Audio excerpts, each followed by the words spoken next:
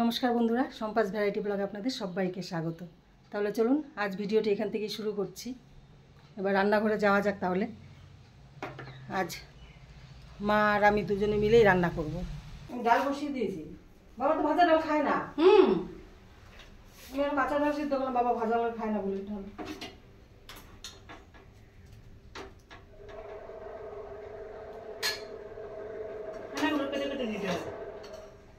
ওটা কি হয়েছে বলতো, খালি একটুখানি করে রেখেছি, সেই সবজিগুলো এখানে সিদ্ধ বসিয়ে দিই। সবগুলো ঠাটলাই দিলাম এই ভাজা সিদ্ধ দেওয়ার পরে। তাহলে আমি এখন আর বেশি সিদ্ধ করছি না। না ওই করে তুলে ফেল, অফ করে দেবো। আর দিলাম দিলা।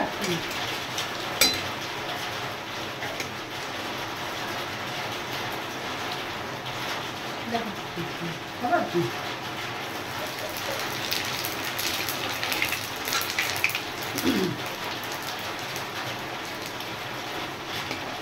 আজ সবজি দিয়ে ডাল রান্না হচ্ছে, মুগের ডাল।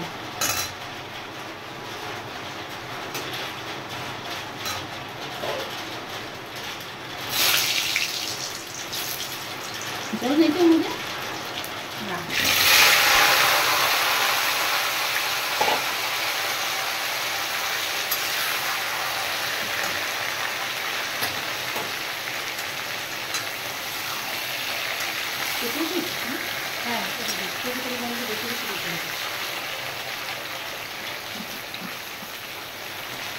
আজকে রান্না করছে, এই দেখুন, আজ আমার শাশুড়ি মা রান্না করছে। আজ খাবারটা টেস্ট হবে, টেস্টফুল।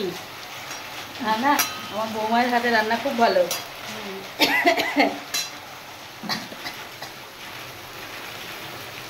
হয়েছে? হ্যাঁ, আমার 2-3 কাটা হয়েছে। এরকমই লাগে, বড় বড় থাকবে, অথচ সিদ্ধ হবে।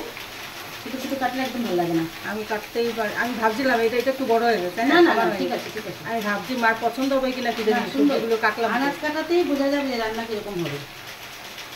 আনাজ কাটা, শাক কাটা, আমার বৌমা শাক খুব সুন্দর কাটে। শাক, বাঁধাকপি এত সুন্দর কাটে, মনে কি রান্না করা। ডালটা ফোড়ন দিয়ে দিচ্ছি।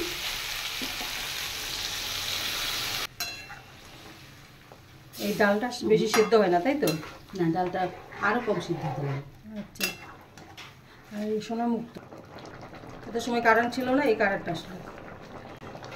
কারেন্ট না থাকলে অন্ধকার পুরো। এদিকে ডাল হচ্ছে, আবার এদিকে হবে পটল ভাজা। হয়ে গেছে ডাল।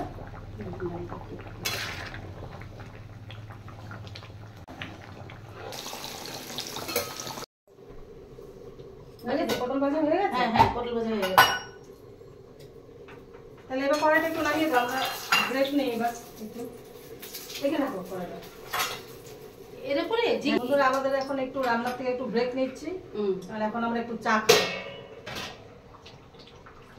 তো নিশ্চয়। সবজির ডাল হয়ে গেছে, পটল ভাজা হয়ে গেছে, পটল ভাজা হলো, ডাল হলো।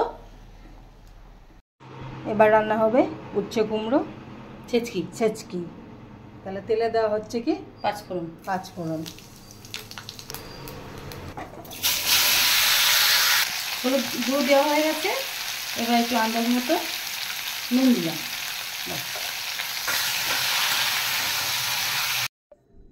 চা খেতে বসে পড়েছে।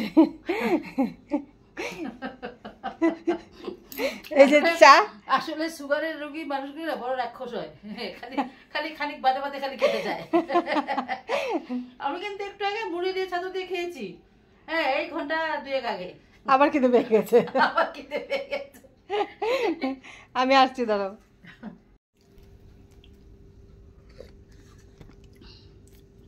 ছেলে আসবে স্কুল থেকে 3:30-4টের সময়।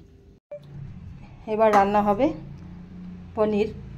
আর পনিরের জন্য আমি এখানে পোস্ত আর সর্ষে নিয়ে নিয়েছি। আর পোস্ত থেকে সর্ষেটা পরিমাণে বেশি লাগবে। এটা অ্যাকচুয়ালি মার আইডিয়া, আর মাই রান্না করবে, আমি বলে দিলাম শুধু। সর্ষে আর পোস্তটা প্রথমে শুকনো গুঁড়ো করে নিয়েছি, আর সাথে একটু নুন দিয়ে দিয়েছি। এবার জল দিয়ে পেস্ট করব। আর তার সাথে দিচ্ছি কিছু কাঁচা লঙ্কা। আর কাঁচা লঙ্কাটা একটু বেশিই দিচ্ছি, কারণ এটা পুরোটাই কাঁচা লঙ্কা দিয়ে হবে। আমার মায়ের রান্নার স্টাইলই আলাদা।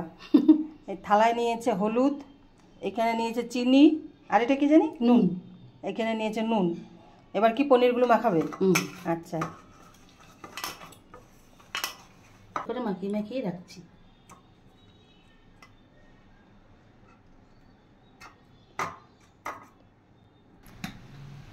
প্যাকেটের ভেতরে ভাঙা ভাঙা ছিল না? প্যাকেটের ভিতরে ভেঙে ভেঙে গেছে, জল বেরিয়ে গেছে, মনে হচ্ছে প্যাকেটের মধ্যে পড়ে গেছিল। হতে পারে।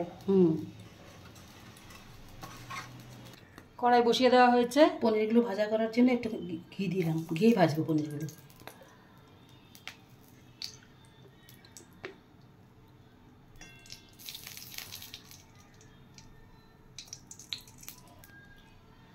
আজকে পনিরটা পুরোটাই ঘিয়ে ভাজা হবে।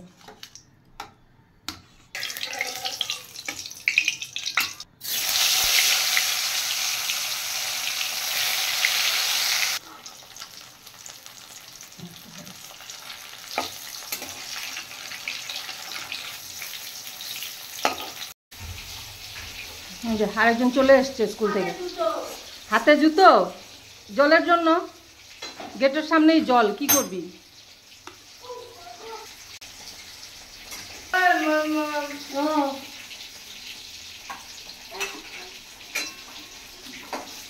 মামাকে দেখে ওরা আনন্দ আরো বেশি বেড়ে গেছে। বললাম না, হ্যাঁ আমি জানি তো, আমি জানি, ওই জন্য বললাম না এটা ওর জন্য আলাদা।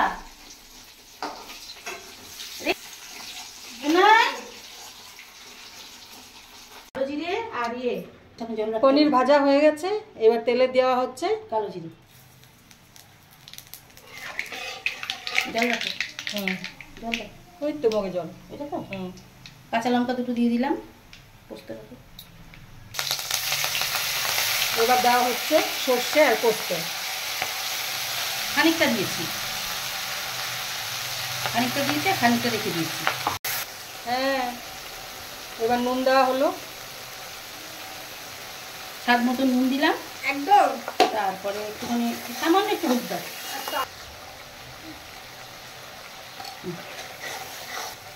এবার জল দেওয়া হলো আর সামান্য চিনি দেওয়া হয়েছে। আজকে আমার পছন্দ মতো। হ্যাঁ, তোমার পছন্দ মতো। হ্যাঁ, মানে জিজ্ঞেস করেনি কিছুই, কিন্তু তাও দিচ্ছি একটা একটা করে। এবার পনিরটা দেওয়া হলো।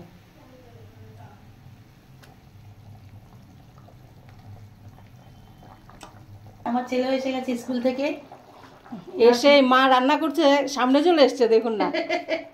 এই যে কাঁচা লঙ্কা দিয়ে দিলাম, একটু চেরা কাঁচা লঙ্কা। আমার জন্য পনির রাখা ছিল, তোমার জন্য ছিল না। ওই যে খানিকটা রেখেছিলাম, এটা আবার এখন দিয়ে দিচ্ছি। সর্ষে পোস্ত পেস্ট আবার দিয়ে দিচ্ছি, আবার দেওয়া হচ্ছে। প্রথমে তো একটু দেওয়া হলো, জাস্ট লাইক ইলিশ মাছের ঝাল। পনির থেকে ইলিশ মাছ, একদম পনির থেকে ইলিশ। ও মা, কাঁচা তেল দাও, এবার দেওয়া হচ্ছে একটু কাঁচা তেল ছড়িয়ে দিচ্ছি। ব্যাস।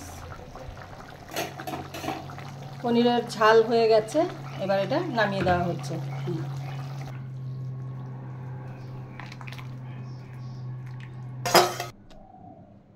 তাহলে পনিরের ঝাল রেডি। দেখতে সুন্দর আছে।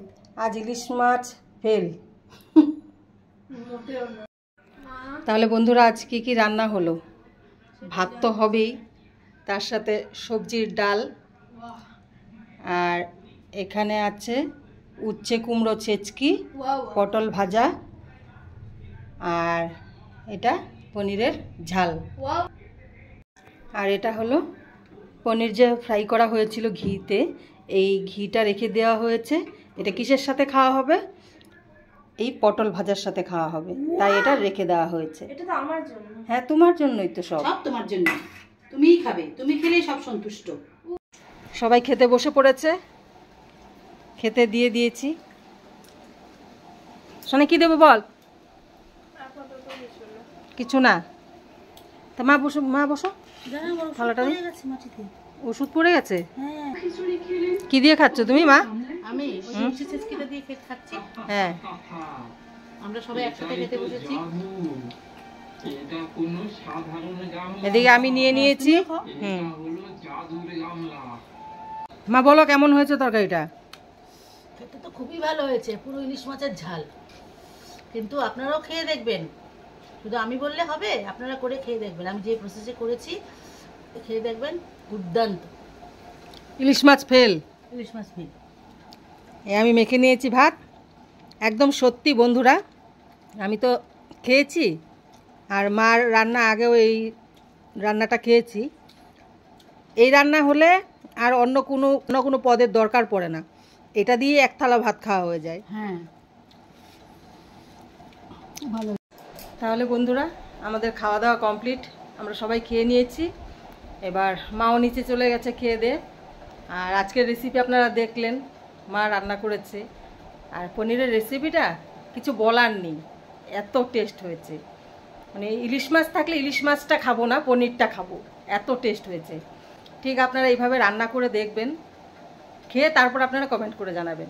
আর এমনিও আমার মায়ের হাতের রান্না খুবই টেস্ট, খুবই টেস্ট। আমি তো রান্না করতে জানতামই না, মায়ের থেকে অনেকটা রান্না শিখেছি। এতটাই টেস্ট হয়েছে একদম, মানে যার জন্য আমি বলতে পারছি।